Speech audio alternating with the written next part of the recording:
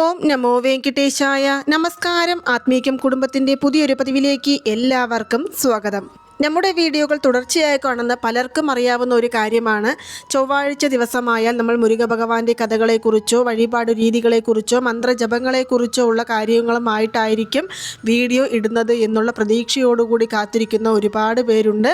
അവരുടെ പ്രതീക്ഷ തെറ്റാതെ തന്നെ ഇന്ന് മുരുക ഭഗവാനെക്കുറിച്ചുള്ള കാര്യങ്ങളെക്കുറിച്ചാണ് ഞാൻ ഈ വീഡിയോയിലൂടെ പറയുവാൻ പോകുന്നത്.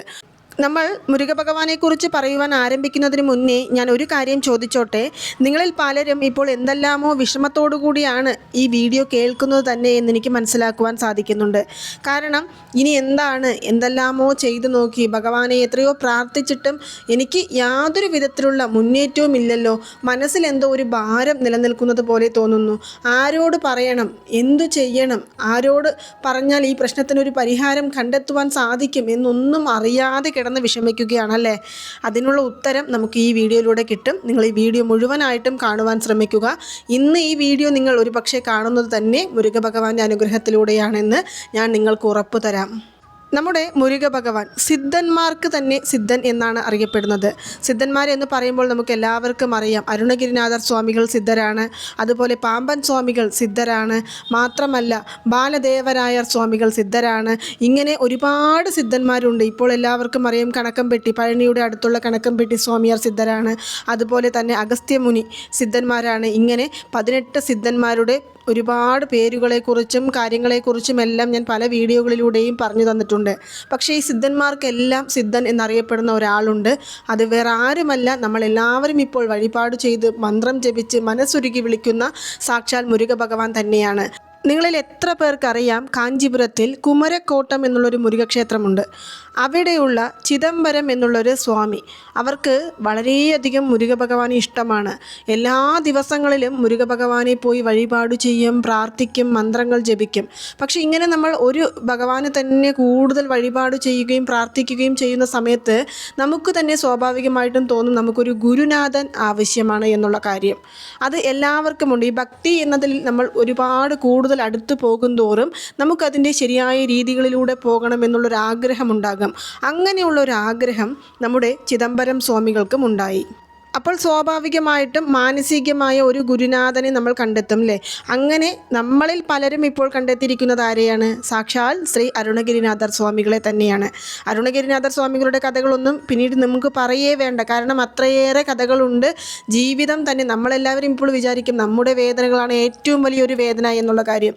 പക്ഷേ അരുണഗിരിനാഥർ സ്വാമികൾ ജീവിതം വേണ്ട, എനിക്ക് മരണം മതി എന്ന് പറഞ്ഞ് തിരുവണ്ണാമലയുടെ ഗോപുര കൊടിമുകളിൽ നിന്ന്, അതായത് ഗോപുരത്തിൻ്റെ ഉച്ചിയിൽ നിന്ന് താഴേക്ക് ചാടി മരിക്കുവാൻ വേണ്ടി തയ്യാറായിട്ട് നിൽക്കുകയാണ്. ഇനിയൊന്നുമില്ല, മരണം മാത്രമേ മുന്നിലുള്ളൂ.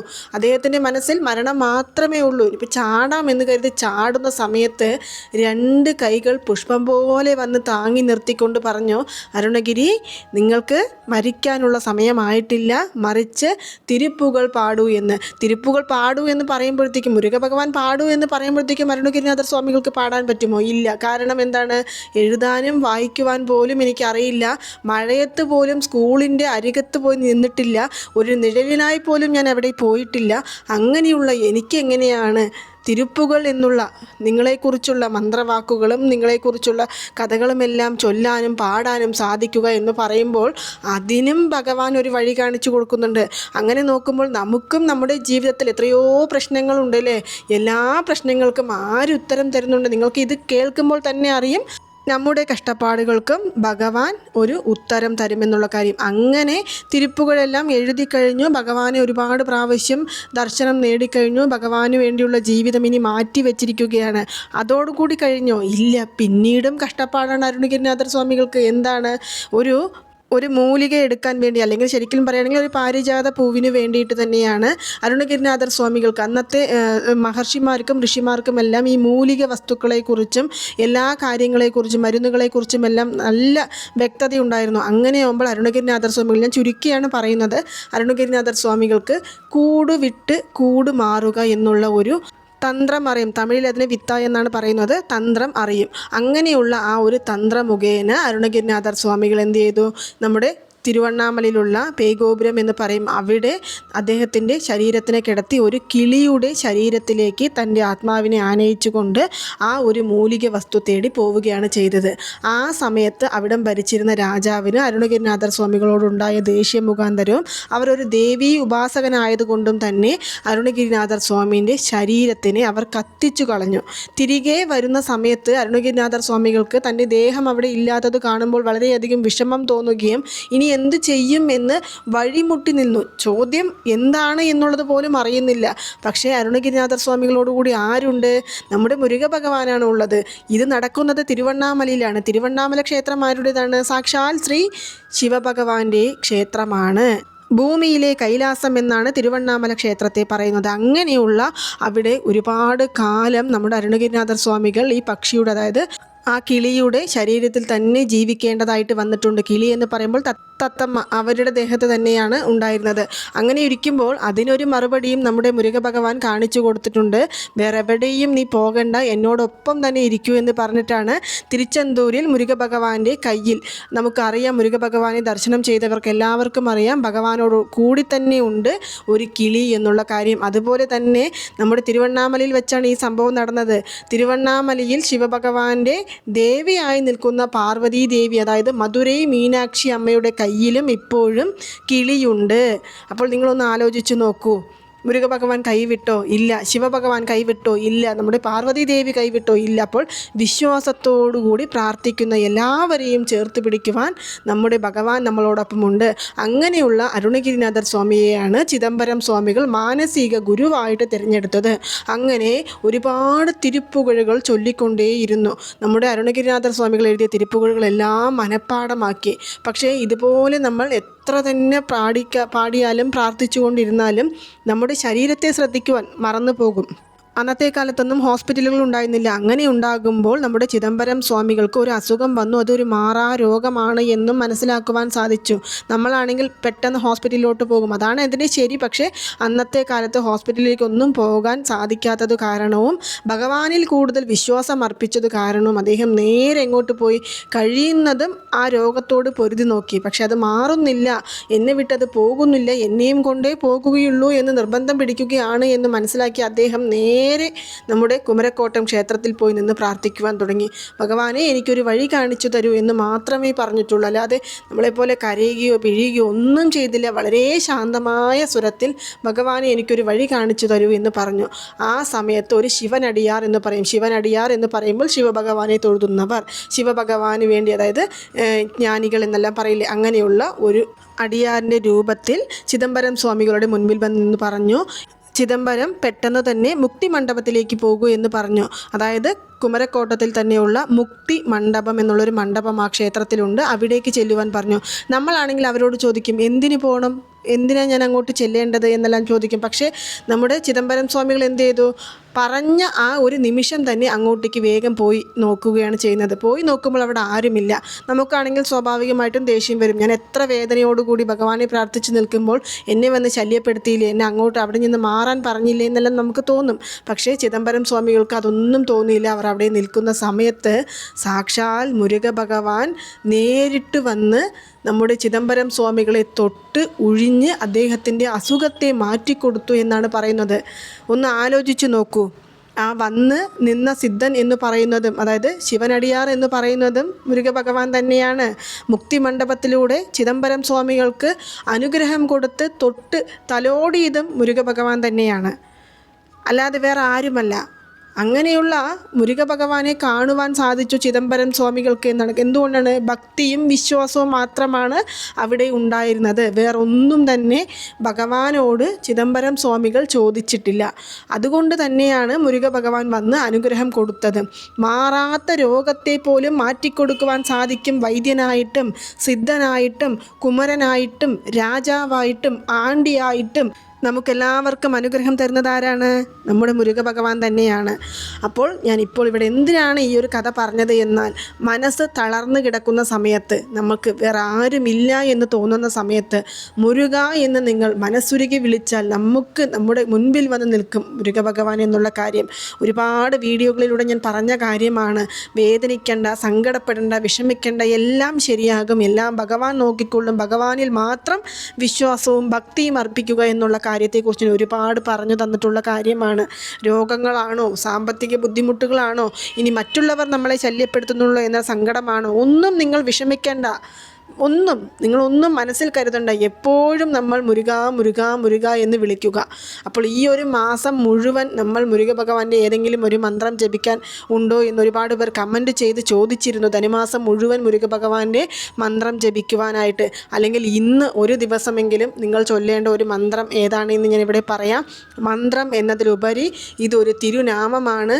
ഈ തിരുനാമം ജപിക്കുന്ന എല്ലാവർക്കും മുരുക ഭഗവാന്റെ അനുഗ്രഹം ഉണ്ടാകും. ആ ഒരു തിരുനാമം എന്ന് പറയുന്നത് ഇതാണ്: ഓം പരബ്രഹ്മനേ നമ, ഓം പരബ്രഹ്മനേ നമ, ഓം പരബ്രഹ്മനേ നമ എന്നുള്ളത്. ഈ ലോകത്തിൻ്റെ നാഥനായ മുരുക ഭഗവാനെ, പരം എന്ന് പറയുമ്പോൾ ലോകത്തിൻ്റെ തലയെഴുത്ത് നിർണ്ണയിക്കുവാൻ സാധിക്കുന്നത് ആർക്കാണ്? മുരുക ഭഗവാന് തന്നെയാണ്. ഈ ലോകത്തിലെ ജനതകളുടെയും ഈ ലോകത്തിലെ ഓരോ ജീവജാലങ്ങളുടെയും തലയെഴുത്തിനെ നിർണ്ണയിക്കുവാൻ സാധിക്കുന്ന ഒരേ ഒരു ദേവൻ സാക്ഷാൽ ശ്രീ സുബ്രഹ്മണ്യൻ തന്നെയാണ്.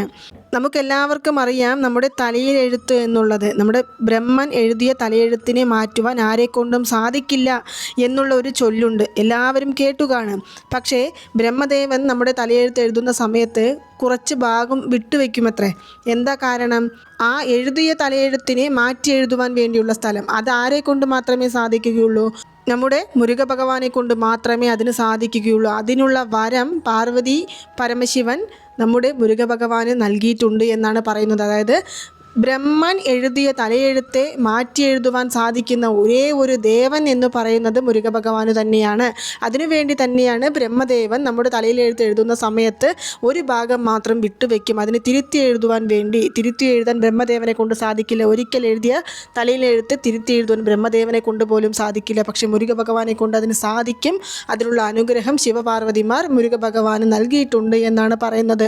അതുകൊണ്ട് തന്നെയാണ് ദേവാദിദേവൻ എന്ന് പറയുന്നത്. ദേവന്മാർ ർക്കെല്ലാം ദേവനായി നിൽക്കുന്നത്. അങ്ങനെയുള്ള പരബ്രഹ്മനാണ് നമ്മുടെ മുരുക ഭഗവാൻ. അങ്ങനെയുള്ള ഒരു മന്ത്രമാണ് ഓം പരബ്രഹ്മനേ നമ എന്നുള്ള മന്ത്രം. എപ്പോഴെല്ലാം ചൊല്ലണം, എപ്പോൾ വേണമെങ്കിലും, എപ്പോഴാണോ ഈ വീഡിയോ നിങ്ങളുടെ കൺമുന്നിൽ വന്ന് പെടുന്നത് അത് ഭഗവാന്റെ അനുഗ്രഹത്തോടു കൂടിയാണ് എന്നുള്ളത് കാര്യം നിങ്ങൾക്ക് ഉറപ്പിക്കാം. അങ്ങനെ വന്ന് പെടുന്ന സമയത്ത് നിങ്ങൾക്ക് ചൊല്ലാം ഓം പരബ്രഹ്മനേ നമ. ഇതൊരു തിരുനാമമായതിനാൽ തന്നെ കുളിക്കണം, നോൺ വെജ് കഴിച്ചിട്ടുണ്ട്, പീരിയഡ്സ് ആണ്, പുലവാലായ്മയാണ്, ഒന്നും നോക്കേണ്ട കാര്യമില്ല. നമ്മുടെ മനസ്സാകുന്ന ക്ഷേത്രത്തിൽ ഭഗവാനെ നിർത്തിക്കൊണ്ട് ഓം പരബ്രഹ്മനേ നമ, ഓം പരബ്രഹ്മനേ നമ എന്നുള്ള മന്ത്രം ജപിച്ചുകൊണ്ടേയിരിക്കാം. എത്ര പ്രാവശ്യം? എപ്പോഴും നമുക്ക് കൃഷ്ണ എന്ന് വിളിക്കുമ്പോഴോ മുരുക എന്ന് വിളിക്കുമ്പോഴോ നമ്മൾ എണ്ണം കണക്കിലെടുക്കുന്നുണ്ടോ? ഇല്ല. അതുപോലെ തന്നെയാണ് നമുക്ക് ഓം പരബ്രഹ്മനേ നമ, ഓം പരബ്രഹ്മനേ നമ എന്ന് പറഞ്ഞുകൊണ്ടേയിരിക്കാം. ഇനി നിങ്ങളെക്കൊണ്ട് എപ്പോഴും പറയാൻ ഓർമ്മയിൽ കിട്ടുന്നില്ല, എന്താ ചെയ്യേണ്ടത് എന്ന് പറയുകയാണെങ്കിൽ ഒന്നും ആലോചിക്കേണ്ട. ഉറങ്ങുന്നതിന് മുന്നേ ഒരു 108 പ്രാവശ്യം ഒരു നോട്ട് പുസ്തകത്തിൽ ഈ മന്ത്രം എഴുതി വയ്ക്കുക. വരയിട്ടതോ വരയിടാത്തതോ, ഇനി കറുപ്പ് നിറത്തിലുള്ളതോ നീല നിറത്തിലുള്ള മഷിയോ, ഒരാഗ്രഹം വിചാരിക്കാൻ ഒന്നും വേണ്ട. നിങ്ങൾ എഴുതി മാത്രം വെച്ചാൽ മതി. ഓം പരബ്രഹ്മനേ നമ, ഓം പരബ്രഹ്മനേ നമ, ഓം പരബ്രഹ്മനേ നമ എന്നുള്ള മന്ത്രം എഴുതിക്കൊണ്ടേയിരിക്കുക. എഴുത നിങ്ങളുടെ മനസ്സിലെ വിഷമങ്ങൾ മാറിപ്പോകും, വേദനകൾ മാറിപ്പോകും. ഇനി എന്ത് ജീവിതം എന്ന ചോദ്യചിഹ്നമായി നിന്നിടത്ത് നിന്ന് ഒരു ഉത്തരം നിങ്ങൾക്ക് ആ ചോദ്യചിഹ്നത്തെ മാറ്റിയിട്ട് കുത്തുകൾ ഇടാൻ തുടങ്ങും. അതായത് തുടർച്ച. അതിനർത്ഥം എന്താണ്? നമ്മുടെ ജീവിതം ഇനിയും ഉയരങ്ങളിലേക്ക് എത്തും, വിഷമിക്കേണ്ട, ഭഗവാൻ കൂടെയുണ്ട് എന്നുള്ള ആ ഒരു ശക്തി നമ്മുടെ മനസ്സിലേക്ക് എത്തിച്ചേരുന്നതായിരിക്കും. അപ്പോൾ നിങ്ങൾ മറക്കാതെ ഈ ധനുമാസം മുഴുവൻ ഈ ഒരു മന്ത്രം ചൊല്ലുക. ധനുമാസം മുഴുവൻ എന്നല്ല, എപ്പോൾ വേണമെങ്കിലും ഈ മന്ത്രം ചൊല്ലാം. എങ്കിലും മാസം തോറും ഓരോ മന്ത്രജപത്തെക്കുറിച്ചും കാര്യങ്ങളെക്കുറിച്ചുമെല്ലാം ചോദിക്കുന്ന ഒരുപാട് പേരുണ്ടല്ലോ. അപ്പോൾ അവർക്ക് വേണ്ടിയാണ് ഇത് പറയുന്നത്. മറക്കാതെ ചൊല്ലി നോക്കുക. അപ്പോൾ ഈ വീഡിയോ കേട്ട് കഴിയുന്നതിന് മുന്നേ, അതായത് ഈ വീഡിയോ അവസാനിക്കുന്നതിന് മുന്നേ നിങ്ങളുടെ മനസ്സിലെ ഭാരം കുറേശ്ശെയായിട്ട് ഇല്ലാതെ പോയില്ലേ? അതിന് കാരണം വേറെ ആരുമല്ല, മുരുക ഭഗവാൻ തന്നെയാണ്. അങ്ങനെ ഭാരങ്ങളെല്ലാം മാറ്റിത്തരുവാൻ മുരുക ഭഗവാൻ എന്നുള്ള വിശ്വാസത്തോടു കൂടി പ്രാർത്ഥിക്കുക, മന്ത്രങ്ങൾ ജപിക്കുക, വഴിപാടുകൾ ചെയ്യുക. ഉണരുമ്പോഴും ഉറങ്ങുമ്പോഴും മുരുക മുരുക മുരുക എന്ന് വിളിച്ചുകൊണ്ടേയിരിക്കുക. ഭഗവാൻ അനുഗ്രഹിക്കും തീർച്ചയായിട്ടും. അപ്പോൾ നിങ്ങൾക്ക് എല്ലാവർക്കും ഈ ഒരു വീഡിയോ ഇഷ്ടമായി കാണുമെന്ന് വിശ്വസിക്കുന്നു. ഇതുപോലുള്ള മന്ത്രജപങ്ങൾ, വഴിപാടു രീതികൾ, താന്ത്രികങ്ങൾ, ഭഗവാന്റെ തിരുനാമങ്ങൾ, തിരുകഥകൾ എന്നിവയെക്കുറിച്ചെല്ലാം കൂടുതലായിട്ട് അറിയണമെന്നുണ്ടെങ്കിൽ നമ്മുടെ ഈ ചാനൽ ഒന്ന് സബ്സ്ക്രൈബ് ചെയ്യുവാനും സപ്പോർട്ട് ചെയ്യുവാനും ഷെയർ ചെയ്യുവാനും മറക്കരുത്. നന്ദി, നമസ്കാരം. ഓം നമോ നാരായണ. ഓം നമോ വെങ്കിടേശായ നമ.